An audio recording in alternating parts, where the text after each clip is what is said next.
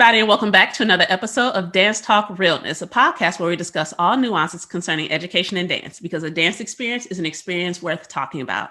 I'm your host, Truly B. I'm here with my awesome, as always, co-host, Daryl P. Hey! And today we have the honor of being graced by the presence of Miss Breani, who is the creator, the founder, and the CEO.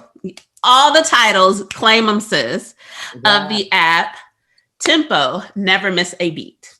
So we are going to dive deep into that because I saw one of my friends, Kendra Marie, who we've had her on, and she did a post, and I was like, what app is that? I was like, this is a whole dance app? Child. Yes. I was like, I need to reach out. And I was so excited because you responded rather quickly. And I was like, yes, we have all the questions. Yeah. So before we jump into talking about the app, if you would be so kind as to just share your dance background with our audience, just let them know how you got into the field and kind of your journey that has led you to where you are today. Yeah, so thank you so much for the awesome introduction. I'm super excited to be here today to speak with all of your viewers about Tempo, and as well as, you know, the viewers get a chance to know a little bit about me. So as she said, my name is Breani. I'm originally from Queens, New York. Just like most dancers, I started training since like 3 years old within a dance studio, and I am trained in all styles of dance. I went on to study at a performing arts high school where I trained specifically in learning how to become a choreographer. And that's kind of when my love for choreography began. After I graduated high school, I did go to college in Maryland. And that is when I discovered my love and passion for hip hop, which is so interesting being from New York. Obviously, like, I'm immersed in hip hop culture in other ways. But when I went to Maryland, it was kind of like a discovery of learning more about hip hop dance culture that I really felt strongly about. So I joined a team that was a part of my college where we would train in foundational styles. We would travel to compete. I would oftentimes go back to New York. I had an internship with BDC. So I was really, really into the dance world and hip hop at the time. I also had a minor in dance education. So I was studying media and communications as my major and then minoring in dance. And then I went on to get my master's in dance education because at the time I felt, maybe I'd be interested in teaching in higher ed. And then, excuse me. So during that process, I was training a lot, oftentimes going back to New York, going to different, various cities. And also I was a part of many teams. So I was competing on different teams and things like that and traveling. And then I started working for schools. So I was working in private schools in DC, and I really enjoyed that. I definitely liked doing that because I was able to revamp the entire curriculum. So I changed the dance curriculum like entirely. We were going on field trips. We were going to the Kennedy Center. They were writing essays. They were learning about Black dance, just everything that I felt was important for, the youth. Then after that, I left that first school that I was at, and I started working in development. So I was doing something totally different because when I was in college, I worked for alumni relations. So I was doing that kind of stuff, and then led to like fundraising and stuff like that. But I was always still teaching and active within the dance community. I started working for a company, which I then was able to go to Kazakhstan with to teach abroad for 2.5 weeks, which was an amazing experience. So I never regret that experience of working in schools because as an educator in the private school sector, you have a lot of funding to support yourself. So I was able to travel, to go to all different conferences, to meet so many different educators around the world and connect with them on a level that I don't think I would have been able to do as a freelance artist. Mm-hmm. So when I feel like I've exhausted all of my resources, I decided that, I really want to move to LA to pursue my career as a choreographer more diligently. I did have a lot of cool experiences there back in the DMV, but I felt like, I've kind of exceeded my limits here. Like I've exceeded everything. So it was like, I'm ready for a bigger pool. And what really pushed me toward that kind of seamlessly is when I got the opportunity to work in Kazakhstan. And, this was from my part-time situation. So I can't take off of work for like a whole month of leave. So that really motivated me to just be like, we out, So yeah, so then I went to Kazakhstan, and that was just an amazing experience. And I got to teach in various places. I've taught in Africa and Kenya. That was like one of my favorite experiences as well. And so, yeah, so I'm currently here in LA, working hard as a choreographer. I'm a freelance artist. Yeah, and I do various things, whether that's besides just dance, like I'm also into styling. I love creative direction. So I felt like LA is definitely the place for me to be able to monetize off of all of my talents. Yeah, so that's where I am today. That is a journey. Whew. Yeah, I'm like, yes, tell me more. How long were you in Kazakhstan? For almost 3 weeks. Okay. Yeah. And so basically the program that I was with was through the embassies. So I went with a group of other choreographers of different genres of dance. And I was there to educate all of the members of the program on hip hop styles, because in Kazakhstan, they're really focused on ballet. So the program that we did, we had professional choreographers in Broadway, jazz, contemporary, and very specific contemporary styles. So that was really, really an amazing experience. So all the dancers were all 18 and over. So some of them at the time were like around my age. And so they all applied for the program and were hand selected. And it's kind of a huge deal for a lot of them, because a lot of them weren't able to leave their countries just because of how their government works. So yeah, it was just such a rich and rewarding program. And at the end of the program, we were able to put on a huge performance, like at the opera there. So it was a really amazing experience. I really can't wait to get back, whenever the world opens up to that kind of traveling and programming. And circling back a little bit further into your history. So it is, in my experience, let me say that way, rare to see someone choose to minor in dance education and to also, when pursuing the master's, that also be dance education. Usually, from what I've seen or people I've been around, it's in performance. And so what do you feel that the education aspect of it played a major role in a lot of these opportunities and developments, or do you think it would have probably been about the same either way for you? That's a good question. I think it played out exactly how it was supposed to, because basically the reason why I did. So first of all, when I got to college, I didn't know what I wanted to do. I changed my major so many times, it was ridiculous. And then when I met one of my close friends now, she was studying media and communications, and I didn't even realize that was a major, right? And so I got into the media program, and then, I'm a dancer always, so I was quite naturally doing the minor. But then I had a discussion with my, who also is the director of the dance program and my advisor for dance. And she mentioned the accelerated program. So I was in an accelerated program. So I started taking master classes within my senior year of college. And then I only needed to do an additional 1 year to get the degree. And I love to learn, like I'm a lifelong learner. Like I'm interested in learning whatever, generally. So for me, I just felt like, I have an opportunity to hold myself at a higher standard, with getting that degree, and learning more about childhood development will only make me a better choreographer, especially learning about the emotions that people go through, especially throughout the years, like, just basic, like understanding adolescence, so that I'm and understanding people. So I'm able to communicate better, to be more empathetic and more gentle with my creative process. So I felt like it was definitely necessary. Yeah. And I wouldn't trade it.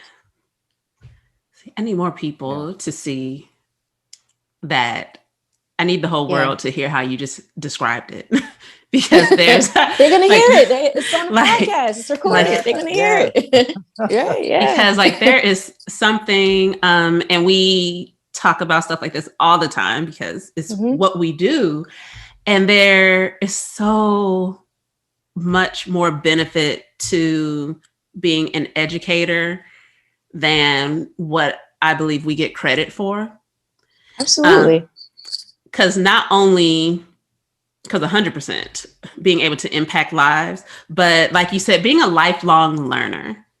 And I'm like, man, everyone should be a lifelong learner. Like you should never get to the point where you're just like, yeah, I think I'm good. I know everything. I don't need to know anything else. It's impossible. Yeah. Exactly. Like, and not that it's not like this in any other field, because I am 100% sure it is. But to me, in the arts, I was a musician before I was a dancer. It's literally impossible for us to know everything about our craft. And so, which is so exciting because there's always something else to learn. Always something else we can learn. And then we can take that back to our kids. That informs our instruction. And so, like the slight, and I want to say it was within a recent episode, we were talking about the slight that dance education usually gets within dance programs. It's like, but technically, where you going to be without the educators? And that's everyone's field. Where are you going to be without someone imparting information, be it because they have the official degree and certification, or they're just someone who has information that they are able to articulate it and pass it on? We wouldn't be able to continue maintaining some of these histories, maintaining these stories, passing on this knowledge without educators. And it doesn't always have to be in the classroom, because then there's that part. Yeah, absolutely. Right. Yeah, agreed. What, when you were in Kazakhstan, I took my students to a show at the Kennedy Center, and it was, the show was called, it was a hip hop show. I think they called this touring thing Footsteps in the Dark. And it was a group that was out of like a Muslim country, and basically like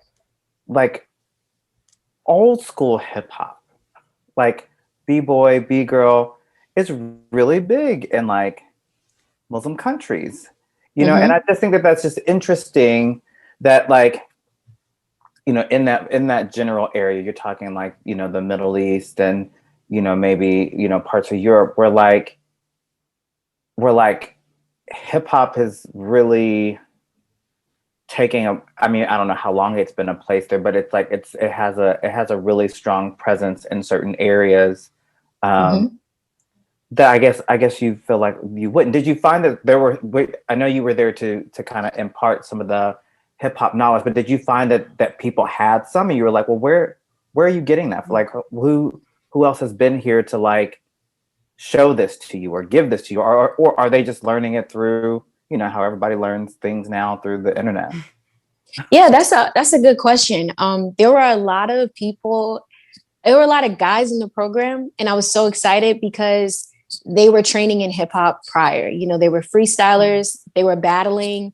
It was crazy because they don't have hip hop choreographers from America or whatever ever come there. So I was like kind of like one of the first people to come to Kazakhstan. So yeah, they train amongst themselves. You know, hip hop is a street form, so it's language and it's community based. So just like how it all started, it's all, you know, from your feeling, from your soul, and trial and error. So they're doing a lot of that. And I love how they're aware of like, you know, new age hip hop dancers and stuff, but they were really engrossed in the history of it. And while I was there, I was really stressing the history and focusing on grooves and you know, the feeling and understanding that it's not always just about the music moving you, or how do you become the music, and, you know, just all those types of things. So I really enjoyed it, because even the dancers who were very ballet, like, you know, prima ballerinas, you know, very ballet focused, had such breakthrough moments. Even like some of them were crying, just thanking me of a new discovery of themselves, because it's your soul, it's your passion. And sometimes with certain styles, you're not able to be yourself, right? We have to be a certain way. So it's like, you don't care who Breani is in this performance, you're just a body. And so when we had to do freestyling and stuff, like, because I always do freestyle every single class, guided freestyling, you know, there was times where, you know, some people are sitting on the sides or felt like, I can't do this. And I'm like, you're a dancer. Yes, you can. We don't just regurgitate movements. We move from within. So yeah, it was definitely such breakthrough moments, for them. Also just being so hungry for the knowledge, especially because it's not as overly saturated. So it was like, people are asking a million questions, taking notes. And also they didn't speak English, so I had a translator. But, you know, through movement, we understand each other. You know what I mean? Like, Yeah. And of course, I did my due diligence of learning Russian words so I can be able to communicate effectively for the things I need to say. But yeah, it was amazing. And even my translator, he was from Moscow. And so he's a freestyler. So he understands how to translate hip hop vocabulary in the same way. You know, because if I had just a regular translator who doesn't have any dance experience, any hip hop dance experience, they wouldn't even know how to like translate certain things. You know what I mean? So yeah, it was awesome. It was cool to learn how far hip hop has traveled, you know, and people still valuing the foundations more than I think that we value it here. You know? I was just thinking that too. Just as you said, that just watching this group and just hearing, you know, your experiences from there, just how interesting. It's almost like it's like time travel, right? Because when I took my students and I said it's going to be a hip hop show, you know, I didn't realize that it was going to be very, you know, freezes, popping, locking. Yeah, right. Well, the foundations. Right. Awesome. Yeah. And I was like, this is really neat for them to experience that and to see that and to have and to know that there is a place that's still appreciating that. And you spoke to, like, you know, just kind of the freestyle. And I think Truly and I have had this love and passion for improvisation and contact improvisation. And it just kind of, you know, takes me there too, right? That whole part about not being just bodies that are trained to regurgitate movement, that create the movement, and that movement comes from within, and then we show it on the outside. And I think that is really it's just nice to see those correlations between those two. And like as a choreographer, yes, and I freely admit there are people out there who they really do just want you to regurgitate the movements as they've given it to you. Absolutely. There's a time and place for it all, right? Yes. You know, like if, you know, this is the step, you know, I don't need to change the step. I need that step. Like, you know? like I said, that step goes there. It's still there. Yeah. But to see someone be able to move within the steps, I love that, because that is a connection. Yes, like connected. I'm like, you better feel what you feel. If you got to go cry backstage, do what you got to do, but feel what you feel and really dance it.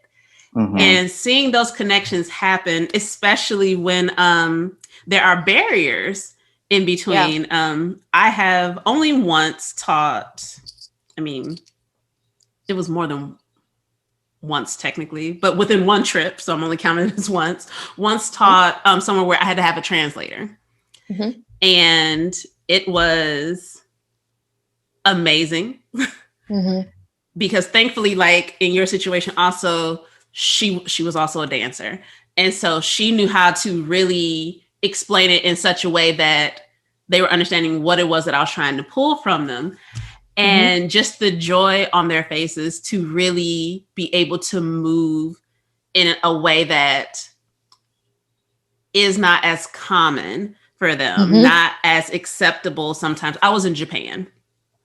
Okay. Nice. First of all, they had me teaching in a temple. And I was like, y'all, am I allowed to be in here? Like, this That's is awesome. a whole temple. And we doing jazz. Yes. Yes. I Oh love my this, gosh. but this is amazing. But also, this is a whole for real. Y'all be like saying prayers and stuff in here. Like, Wow. should we be here? But cool, you said yes. And it was so fun. Like, there were monks taking my class. Yeah. And it's like, what?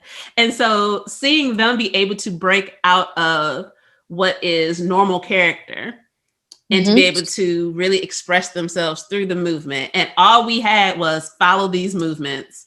And I literally, to this day, know just a handful of Japanese phrases and words that I'm like, I can say right, left. I can do colors. That don't help nobody. I can count. Yeah, I can say 5, 6, 7, 8 again. Yes. You know, like, you know. And then after that, if you see this arm go up, you know that arm goes up. We got this. We'll run it from the top. Right. But it's just so awesome to see when they have that freedom and when they have that breakthrough that you were talking about, that it's like when it hits them. And I'm just like, yes. Yeah. Sit in that moment. Awesome. Like, enjoy that. It's a sweet spot. Yeah. It's a spot that you strived for, you know, so it's awesome to watch. So this here app, sis. Yeah. Yeah. Woo! Chad, when I watched the ad a couple times. And when I say a couple, I mean at least 10 times back to back, took a break, came back. Oh my gosh. Because I was like, thank you. I appreciate is this that. for us? Like, It is. like, It is for us. And I was like, but how? Who knew? Who thought this? And then I'm like, Instagram rabbit hole, clicking on all the things. I'm like, I'm going to find who is responsible for this thing here. So I actually want to start with what sparked the idea that not only did you think to yourself, this is something that's needed, but also that you're like, and I'm gonna do it. Yeah. So Tempo has been an amazing journey. Believe it or not, I had this idea years ago when I was in DC, almost 5 years now. And the idea really sparked because when we were in DC, my girlfriend and I, she was an event planner, and she was just like, you know, I'm kind of tired of always traveling to other cities for choreographers to come here. So she's like, you know, I really want to have my own event planning company where I'm hiring choreographers to come and, you know, take classes. And of course, I'm going to be in the class. So, you know, we're just also just like very much of creating opportunities for ourselves. So she started her company, V Walls Productions. She had choreographers, you know, coming in. And a part of the process is really what made me think that we need a tool, because it was so difficult getting in contact with choreographers, right? It's like, how the heck do I get in contact with you, right?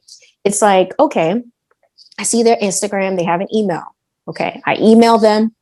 I can also follow up with a DM. It's a cold email. You don't know me, right? You don't even know if it's legitimate or not, right? Because it's a company you haven't even heard of, right? It's not like a huge studio that you are aware of. It wasn't sent through your agent or anything like that, right?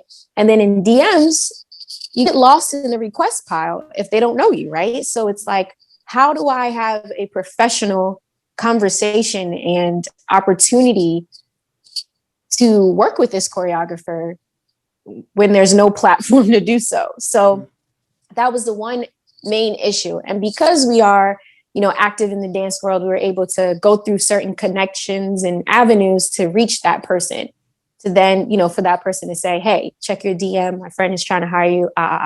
And so that's how they were able to respond. So I'm like, okay, you know, that's one bell in my head. Like, all right, this is crazy, you know? And then the advertisement part, right? It's like you're trying to race against an algorithm or anything like that to kind of be in the know of what's happening, right? It's like, how do I know what is going on in the dance world? How do I know that? And also, if I'm traveling to another city, how do I know what classes are going on, right? I have to literally try to follow every single thing and hope that the algorithm is on my side so that I'm able to actually see everything. So there's this guy in the DMV. He started an Instagram account where he was literally posting everything dance related, whether it was classes, workshops, any and everything on the Instagram account. So that was kind of like your best bet in like understanding and knowing what's going on. So we did that, as well as the old fashioned way, hanging up flyers and that kind of thing, which actually still worked. Yeah, it does. And then, yeah. And then we got to the point of actually having the class and people signing up. So it's like, how do I communicate with someone if something changes, right? All these people signed up, but I'm changing the venue because whatever happens, how am I able to communicate with them directly? It's like, you can potentially, we used Eventbrite at the time. You could potentially send an email, but also we were finding out as parents are registering their kids, but the emails are different. And yeah, so it was hard to try to like,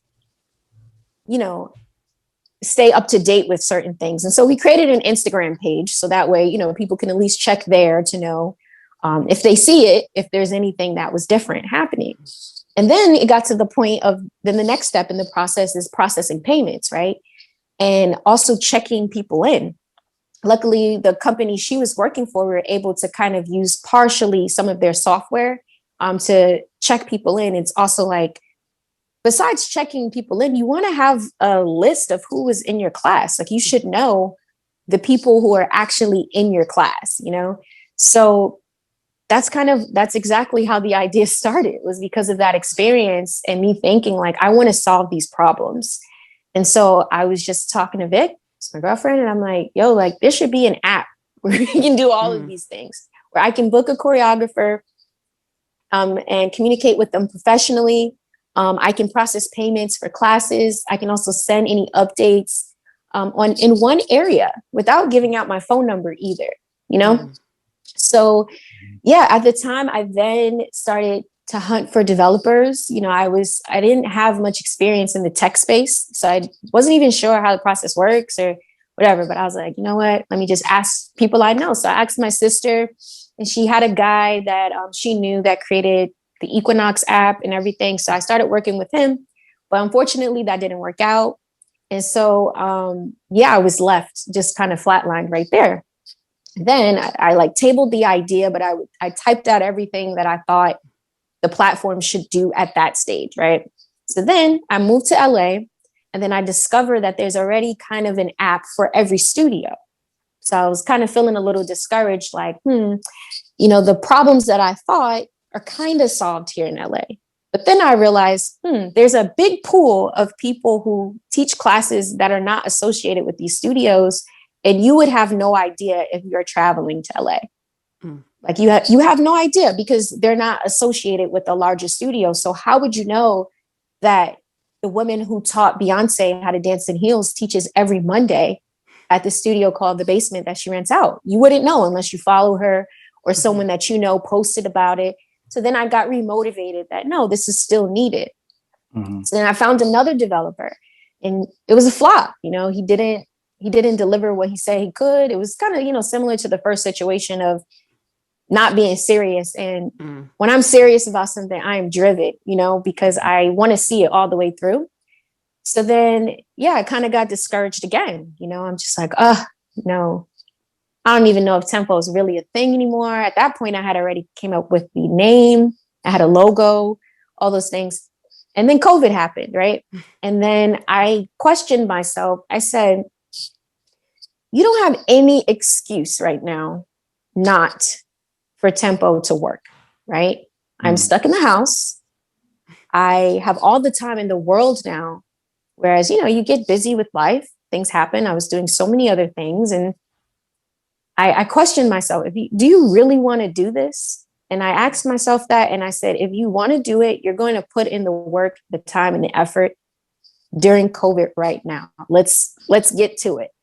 So then I spoke with one of my friends who works for IBM, and I was like, hey, do you know any developers? I'm trying, back from square one. And she's like, yeah, I got two options for you.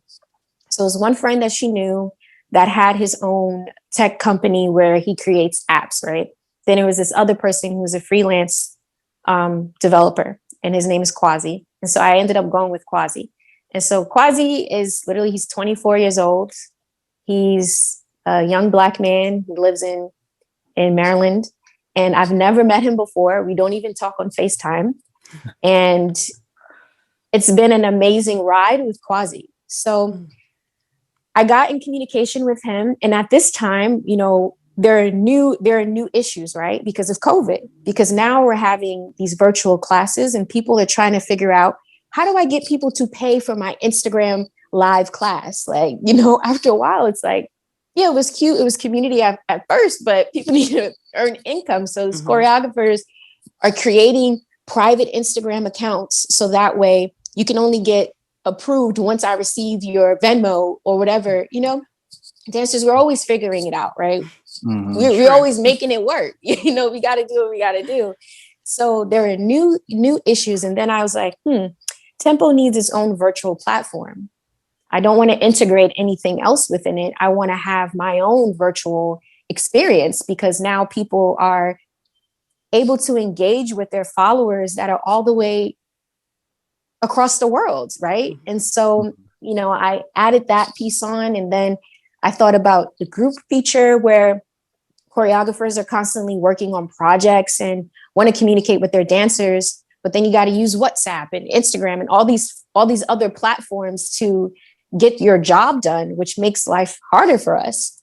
So then that's when I thought, you know, we definitely need to have a group feature where I can invite you to a group and send you a PDF, an MP3, or an MP4, you know. And yeah, so I was just thinking of all these new features, and especially during COVID, there were a lot of discussions about different topics within the dance industry, whether that was from agencies or choreographers or whatever. So I was like, I also want to include a little portion where people are able to engage with dance related news, events, and topics. And I just wanted one place for everything, you know? So yeah, so that was Tempo. And then I started working with Quasi, and he gave me a quote. And what I did was created a professional presentation to my close family friends and family, and asked for donations. And I was blessed enough to be able to pay Quasi off fully, no debt or anything like that, to be able to deliver the platform. And it's been a ride. It also has tested me in my patience and learning more about technology, because technology is so crazy. Like, like, yes. Oh my gosh, like it's so much trial and error. Like I can't even tell you how many times I tested certain features, you know? So, yeah, that's the story of Tempo. Yeah. And although we launched, I had been sitting on this information for so long, you know, I didn't tell anyone, and, you know, only told select people. And then when it was time for me, I'm like, I need a commercial done. And, you know, all of these things, that the launch that happened in January is considered a soft launch, because it's just to my greater community. I haven't done any strong marketing for it just yet, because I'm still making changes, which is amazing, because it will never be boring to me. Like there's always an opportunity and a new problem to solve, which is so exciting. So yeah, that's Tempo, and that's my baby, and it's our baby. If you're a dancer, a choreographer, a studio owner, it's literally created for us, you know? So I'm excited to see how it grows. There's a lot of great things in store. Yeah, so that's Tempo's journey. First of all, that journey sounds like my PhD journey. Let me be so clear with you in this moment. Like those moments of, okay, and now I'm discouraged again. Yeah. Okay, but we're not going to drop this. Like we're still doing this thing through being discouraged and just working through. So that is very much a relatable part of that story. Because every time you said, I was like, yes, sis, that was me. Right. That was me yesterday. It's hard to sometimes keep going, but you know, you got to. And who else is going to do it? That part. Yeah. And there's something about that just kept coming back in my head, that what you had to offer was so important. Your voice is so important. This idea was so needed. And that you maybe not every single moment of every single day knew that, but something in you knew that you couldn't just let this go and just say, you know what, somebody else will figure it out. I'll just keep working with what's been here. It's fine. That something in you was like, okay, let's try it again. All right. Yeah. And I think like what that something always was seeing how much time had passed and it's not been done. Like, you know what I mean? And that was a true testament. Like, nobody has done it yet. Come on, let's go. You know what I mean? Come on. Yeah, because when I talk to my friends who aren't in the dance industry, they're like, how does this not exist? Like, they think it's so genius, but also very base level of practicality that it's just kind of like, why hasn't that happened? I don't understand, you know? So I think that was another motivator to know that nothing exists like it just yet. So you have something, you know, great that you want to share and problems you want to solve, and let's get to it. And then I started reading a lot about developing apps. I'm still reading. I attend any informationals I can, you know, just always learning, which is so exciting. So that is 1000% my PhD journey. 1000%, where it's just like, it's not even necessary. And it took me a while to get to this point, which is why I really love this story, is that it's not necessarily that you're coming up with like a new field or like this huge groundbreaking thing that it's a miracle you thought of. It's literally, you saw this gap and you're like, y'all not addressing that? Okay, I'm gonna address that, because clearly this needs to be addressed. And then the longer it goes that you're like, y'all really still not, okay, I guess I really do need to address this. Yeah. And it took me a while to get in that place. And so I love hearing when other people have those moments, because I'm like, oh, it is possible. Yeah. Because I'd be out here, like I have a whole paper I'm supposed to be working on right now. And it is literally, I'm just like, oh my God, but so-and-so has done this. And there's something similar. Like when you got to LA, you're like, oh, well, they already kind of have something for the studios. There's something similar, but is anyone saying or doing exactly what it is that I have to offer? Yeah. Right. No. Well, let me go ahead, have my cry moment, and then get back to work. Because it is important, and we are what keep our field alive. Yeah, we deserve it. And we do. And also what was so important to me was how it looked. I wanted it to be sexy and sophisticated and futuristic. Yes. Like, I want you to look at the app and be like, oh my God, this is nice. Like, because we deserve nice things. We do. Yeah. It's like, why, you know, I didn't want it to look outdated. Like, I want it to look like the future. You know, like something you haven't seen before, so that you're excited to see where it grows and, you know, how it's going to develop over time. And I just feel like as dancers and artists, we deserve our problems to be solved. You know, we deserve that. We deserve platforms that are made for us, by us, and going to understand what we need specifically, and not cost an arm and a leg, you know, because we are artists, you know. Thank you. Yeah. Exactly. And even, you know, I'm always kind of thinking, like, where will we end up on the other side of COVID? I think we've had this conversation too, like just with the arts and performance and teaching and classes, right? Like, how many things will go back to the way they used to be? What will we carry into that from what we've learned how to do now? What will be those practices that we'll say, oh no, I like that. We should continue to do that even once we are back in person.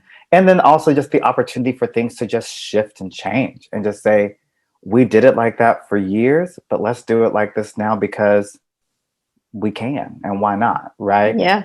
So I think that, you know, it sounds like even with your app and just the way that you said that it's going to develop and it, I mean, I'm excited to see just like, it's an opportunity for the app to even start to change and develop as those things start to change and develop, you know, and it's really, it'll be really interesting to see, you know, and I think there's always been, and you probably have researched this, just that communication gap in dance, right? And like how to find Beyonce's choreographer that only teaches at a rented out basement, you know, on Mondays. You know what I mean? Like, and that's always been a thing. That's always been kind of like, you know, that issue. I remember living in Austin, and there was a man that did a company that did Horton, I think on Thursday nights.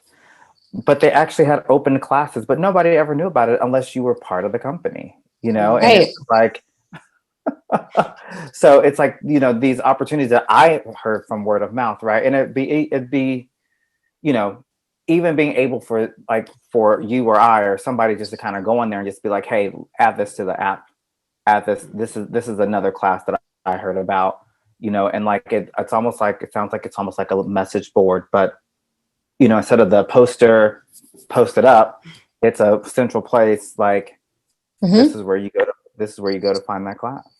Yeah. So essentially it's a feed, right, for the classes. So you would sign up as a choreographer and you post your class, and it could be in person, virtually, or hybrid. And it's all in chronological order. So there's no way it could be missed. And you just sign up with two tabs. You sign up and then you pay. And I think like chronological order. Thank you for that. Yes. Thank you. Yeah, more people need to. Yeah. Yeah. I think like what you were saying about, you know, the company in Austin is we all need visibility, right? And so we're all fighting for visibility in a space that's not created for us. And it's not that you're not good, or you know, sometimes that's not the case. It could just be that I just didn't see, or I didn't know that you were even existing. So it was, you know, I really want to tackle that big issue of creating a space where everyone has the same sort of visibility. And I wanted to get rid of like I didn't want to create any elitism within the platform either.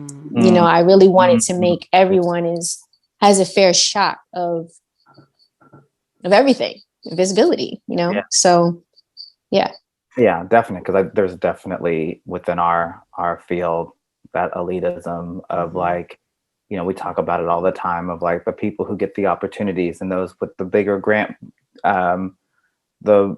monies or the bigger donors, right? They have the ability to advertise in different ways, and their name just is bigger. So, you know, those are the ones that you don't have to search, you know, deep down for where they are. You know where they are, right? Cars everywhere, right? But you know, sometimes it's those other maybe just smaller groups that you really want to check out and see, and that's absolutely and we deserve to know they exist, you know. And we all can't subscribe to every platform, you know, every organization that is trying their best to like get the word out there, you know. So it's impossible sometimes. So just trying to solve some problems. I did have a question about has being over this new venture, especially now that you've had the soft launch, have you found it to cut into your artistic freedom at all, or are you maintaining a pretty good balance? I would say that I'm maintaining a good balance because this is a part of my artistry. You know, I'm a dancer, so it's not like this part of Breani is this way, this part in this way, you know, like I feel very whole, you know, because I'm also entering a tech space that is a part of my career and a part of my well-being, and, you know, and that's why I understand it, because I'm a part of the culture. So I think like at first I was kind of like, I was so tunnel vision because of COVID. And so I wasn't even really thinking about other things that I had done. And those opportunities were just coming, honestly. I think that sometimes we try to like compartmentalize things so much, like in a way, like we're not robots. Like if an opportunity is happening in this sector of your life, then you just go with it. So I've just taught myself to not put any pressure, to just go with it. You know, I make sure that I allot hours to do certain things, and I need this to be done, and I just get it done. You know, I'm not worried about oh, am I neglecting this aspect of me? Because I'm not, every aspect makes up myself and makes up Breani. So it doesn't feel right if I'm not spending enough time on tempo. That never happens. Like, yeah, or maybe today I didn't stretch, but like, okay, I can stretch tomorrow. Like, it's not, you know what I mean? Like, and I think when you just kind of, and I think that's why I know that that's why I love LA so much, because I feel very balanced in my life. Like, I feel like I don't need to hide certain aspects of me or, kind of create a work-life balance that isn't realistic.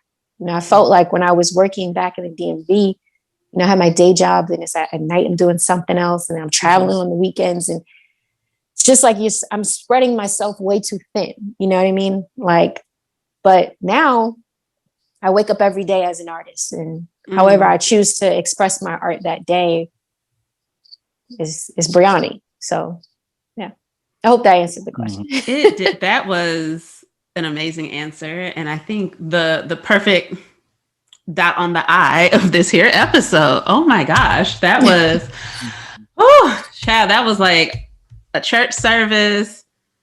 Had some testimony moments. Like, very fulfilling to see how you are not only, because yes, obviously you benefit from the app, like you're in the field, but also just that spirit of helping to push the field forward in general. And I just always love talking to people like that, because it's like we're doing the same thing and we're doing it in our lanes, and we're all working towards this one goal. So it's nice to be able to look up from pushing my grindstone and be like, you go ahead over there, sis. Come through. We making it up this hill. We gonna be there. Right. Yeah. So thank you so much for joining us today. Oh, thank you so much. I really had an amazing time speaking with the both of you. Thank you so much. Yeah. And if you would be so kind as to just drop all of your places where our audience can find you, follow you, and all that jazz. So absolutely, you can find me on Tempo, Never Miss a Beat. So we're currently only on the Apple Store. I believe maybe in a month or so, we'll definitely be on Androids. Yes. So you can find me on Tempo, Never Miss a Beat. You just type in my name within the user field and you can contact me there. Or if you're on Instagram, my Instagram is at Breani, Breani. You can always find me there as well. Awesome. Amazing. Thank you. I can't wait for it to be like available for my Android. Yes. I'd be fighting the system. It's just like with tech, it's just Apple is harder. So most developers do Apple first because they have lots of stipulations and all these things. And then you can, I don't know the technical terms, but you can just literally copy and paste it to the Android version. So it's just kind of easier. Like once I feel like I'm confident in the Apple version, then we just, do the Android version. Yeah. I love both of our light bulbs just cut on. It was like, I was just like, oh, maybe that's what I'm sitting here thinking that we're just all privileged because we have Apple, but I'm just like, no, it's just because we're more difficult.